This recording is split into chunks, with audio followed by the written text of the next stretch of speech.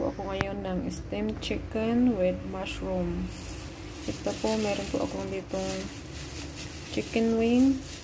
Dinagdagan ko po ng chicken breast, mushroom, Chinese mushroom. Tapos yung black fungus. Mayroon din po akong spring onion dito, yung white part. May sliced ginger. So, ang gagawin lang po natin guys, ikakat lang po natin yung chicken wing into 3 parts. Tapos yung chicken breast, hiniwa ko na lang ng bite size. Tapos, ang seasoning na ginamit ko, oyster sauce. Ito po siya, panda. May dark sauce, sesame oil, few dashes of white pepper, corn flour, sugar. Yun lang po guys. At saka corn flour.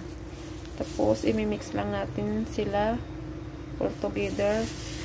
Mamarinate lang natin guys ng mga 20 minutes. Then i-steam natin mamaya. Ito po ang dinner namin mamaya guys. Chopped garlic pala. Mga ano siya, 3 cloves na garlic. Yung full recipe lalagay ko mamaya sa description box guys.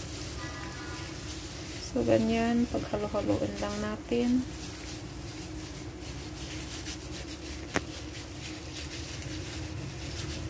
Halo-halo lang, tapos lagay natin sa fridge. Pwede ding kung hindi pa kayo magluluto, lagay sa fridge.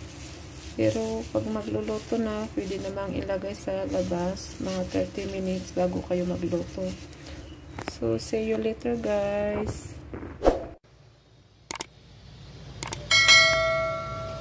Prepare nyo guys yung pot na pag-i-steaman natin. Lagyan lang ng tubig tapos pakuluan.